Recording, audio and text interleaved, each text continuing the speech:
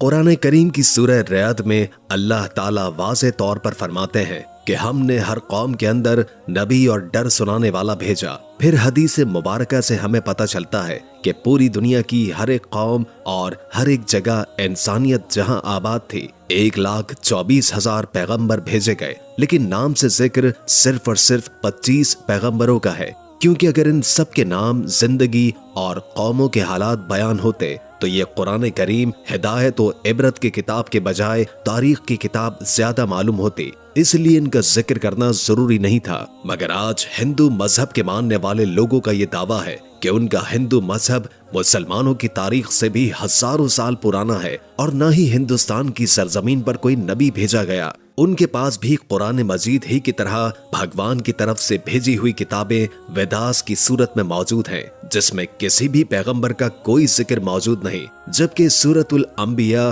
آیت 107 کے اندر اللہ فرماتے ہیں کہ ہم نے آپ کو تمام جہانوں کے لیے یعنی قیامت تک کے انسانوں کے لیے ہدایت بنا کر بھیجا، جس کا مطلب ہے کہ اس میں ہندوستان کی سرزمین بھی شامل ہے۔ تو پھر ہندو مذہب کے ماننے والے اس کا انکار کیوں کرتے ہیں؟ اگر اس سرزمین پر کوئی نبی واقعی ہی نہیں بھیجا گیا تو پھر رسول کریم صلی اللہ علیہ وآلہ وسلم کا ذکر ان کتابوں میں کیسے موجود ہے؟ نوح علیہ السلام اور ان کی کشتی کا ذکر کیسے بیان ہوا ہے؟ حضرت عیسیٰ علیہ السلام کی واپسی کا ذکر کیسے بیان ہوا ہے؟ ایک اللہ کی عبادت کا کیوں کہا گیا ہے؟ اگر یہ واقعی اس قوم کے اندر ہدایت کے لیے آنے والے کسی نبی کی تعلیمات ہیں جنہیں وقت کے ساتھ بگاڑ دیا گیا، تو وہ کون سے پیغمبر ہیں؟ یعنی سوال یہ ہے کہ یہ ہندو کس نبی کی امت ہے؟ آئیے ان سوالات کا جواب تاریخ سے جاننے کی کوشش کرتے ہیں اور ایسے حقائق جانتے ہیں جو تمام ہندو پنڈت، اسکالر اور تاریخ دان آج تک دنیا سے چھپاتے ہیں۔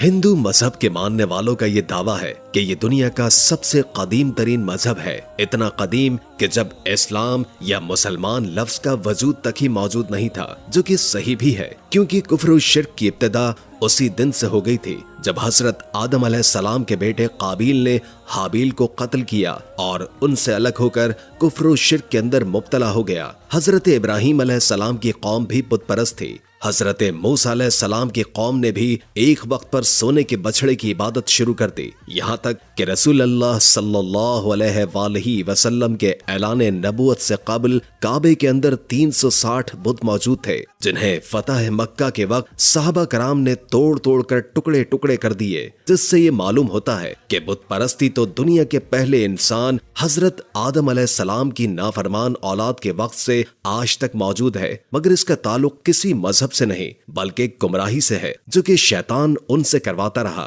مگر جہاں تک ہندوستان کی سرزمین کا تعلق ہے تو یہاں پر ان لوگوں کی ہدایت کے لیے یقیناً کئی پیغمبر بھیجے گئے جن کی کچھ تعلیمات تو آج بھی صحیح حالت میں موجود ہے، مگر زیادہ تر کو بگاڑ کر اسی کی وجہ سے بت پرستی اور گمراہی شروع ہو چکی ہے، کیونکہ ان کتابوں میں آج بھی ایک خدا کی عبادت کا حکم دیا گیا ہے۔ یہ بتایا گیا ہے کہ خدا کا کوئی شریک نہیں، وہ ایک ہے، اس کی کوئی اولاد نہیں، مگر پھر بھی اس کی کئی مورتیاں بنا کر اس کے شریک خدا بنا کر اس کی پوجا ہوتی ہے، اور آج تک ہندو مذہب کے اندر چھوٹے بڑے کئی بلین بت بنائے جا چکے ہیں۔ ہندو اسکالرز کا یہ دعویٰ ہے کہ اسلام کی شروعات آج سے 1400 سال پہلے ہوئی، مگر ہندو مذہب اس سے بھی پہلے دنیا کا پرانا ترین مذہب ہے، اس لیے اسلام کا ہندوستان کی سرزمین سے کوئی تعلق نہیں۔ مگر یہ کم عقل اس بات کو نہیں جانتے کہ دنیا کا پہلا پیغمبر ہی ہندوستان کی سرزمین پر اتارا گیا تھا۔ جی ہاں، حضرت آدم علیہ السلام کو دنیا میں اس وقت ہندوستان کی سرزمین سری لنکا کی ایک پہاڑی پر اتارا گیا تھا، جہاں آج بھی ان کے قدم کا نشان موجود ہے، یعنی اس سرزمین پر پہلا ہی قدم ایک مسلمان اور پیغمبر نے رکھا، جس کا مطلب اسلام کی ابتدا عرب سے نہیں بلکہ ہندوستان سے ہوئی، کیونکہ مسلمان لفظ کا مطلب ہے اپنی خواہشوں کو رب کے حوالے کرنے والا، اس کا حکم ماننے والا انسان۔ حیرت انگیز طور پر لفظ آدم بھی سنسکرت زبان کا لفظ ہے، جو کہ ہندوستان کی سرزمین کی زبان ہے، نہ کہ عرب کی زبان، جس کا سنسکرت میں مطلب ہے پہلا، شروعاتی یا اوریجنل۔ इसलिए आदमी का मतलब है आदम अलैहिस्सलाम की औलाद, जिन्हें कदीम संस्कृत की किताबों के अंदर संभुआ मन्नू कहकर पुकारा गया है। अगर हिंदू किसी तरह से उनके वजूद का इनकार करने की कोशिश करें तो ऐसा बिल्कुल नामुमकिन है, क्योंकि उनकी मुकद्दस किताब ऋग्वेद और विवेश पुराना में आदम अलैहिस्सलाम की तख्लीक, फरिश्तों का उन्हें सजदा करना, आदम अलैहिस्सलाम से हजरत हव्वा अलैहिस्सलाम की तख्लीक, शैतान का इन दोनों को बहकाकर जन्नत से निकलवाना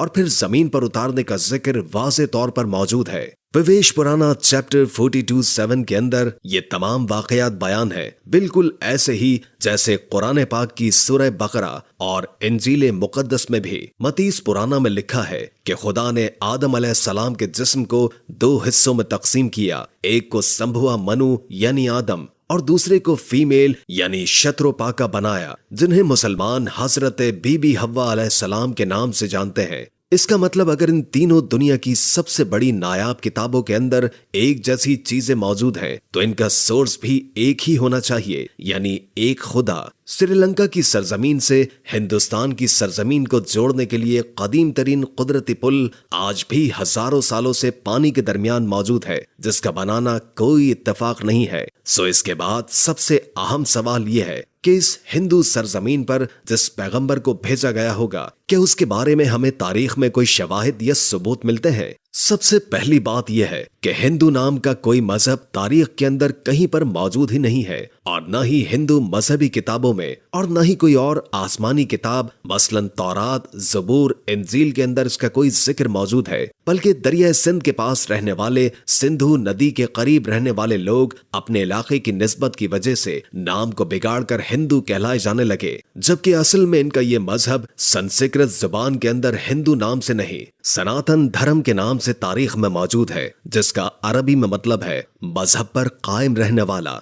जिसका बिल्कुल ऐसा ही मतलब कुरान करीम की सूरह रूम के अंदर भी मौजूद है, जहां पर इस्लाम को हमेशा बाकी रहने वाला दीन कहा गया है, यानी सनातन धर्म का मतलब भी मजहब इस्लाम है। तारीख के हवालों और मजबूत दलाइल से ये पता चलता है कि ये वैद किसी और पैगंबर पर नहीं बल्कि आदम सानी यानी हजरत नूह अलैहिस्सलाम पर उतारे गए, जिसमें उन्हें नोहा कहा गया है। वैदों में पैगंबर और अजीम शख्सियात के लिए मनु का लफ्ज कहा गया है, यानी नूह अलैहिस्सलाम को बड़े सैलाब वाला मनु कहकर बयान किया गया है, और उनकी कश्ती से लेकर सैलाब तक का तमाम तर वाकया तफसील से मौजूद है, जैसे कि कुरान की सूरह हूद में और बुक ऑफ जेनेसिस चैप्टर 7 के अंदर भी ये बयान है। वेदों में लिखा है कि जब बड़े सैलाब के बाद दुनिया फिर से आबाद होगी तो मैं उन वेदों को नाफिज करूंगा। और भावेश पुराना चैप्टर 42:7 के अंदर नूह अलैहिस्सलाम के तूफान के बारे में बयान किया गया है, और ये भी कि उस मनु को खुदा ने कश्ती बनाकर उसके अंदर जानदारों को सवार करने का हुक्म दिया, जिसके बाद एक अजीम तूफान आया जिसने हिंदुस्तान की सरजमीन पर जिंदगी को खत्म कर दिया। लफ्ज नूह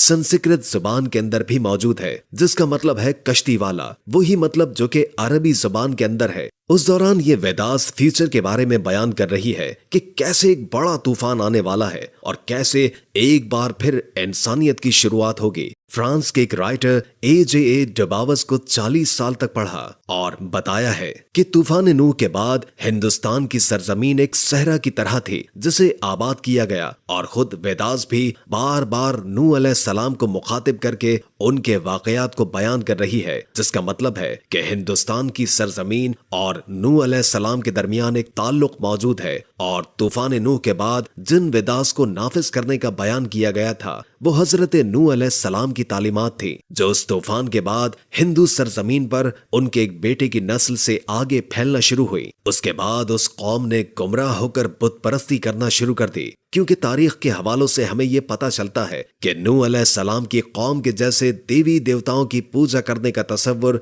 दुनिया में कहीं और मौजूद नहीं था। कुरान करीम में नूह अलैहिस्सलाम की कौम को साबी कहा गया है, जो कि इराक की सरजमीन को कहते हैं, जहां पर सिर्फ हजरत इब्राहीम अलैहिस्सलाम पैदा हुए, जिनकी कौम यही मुशरिक थी, जिन्होंने नूह अलैहिस्सलाम और उनके दरमियान आने वाले तमाम अंबिया की तालीमात को या तो बदल दिया था या फिर भुला दिया था और उन्हीं की पूजा करती थी। इसके अलावा ये फरिश्तों की इबादत किया करते थे, इसलिए खुदा के साथ साथ फरिश्तों की मूर्तियां भी बनाकर उन्हें भी खुदा का दर्जा देना शुरू कर दिया। बिल्कुल ऐसे ही जैसे हर बड़े काम पर अल्लाह ने फरिश्ते मुकर्रर किए हैं और वो हर बड़े काम पर अल्लाह की तरफ से पाबंद है, इसी तरह उन लोगों ने हर काम करवाने के लिए एक अलग अलग खुदा मूर्तियों की सूरत में बना दिया। ये लोग सितारों और आग के भी पुजारी थे, इसलिए आज भी हिंदू कौम सितारों के इल्म के अंदर इतना यकीन रखती है और आग की भी परस्तिश करती है, उसे मुकद्दस जानती है। मगर सबसे अहम सवाल ये है कि ये सब जानकर भी और अपनी किताबों के अंदर वाज़े तौर पर एक खुदा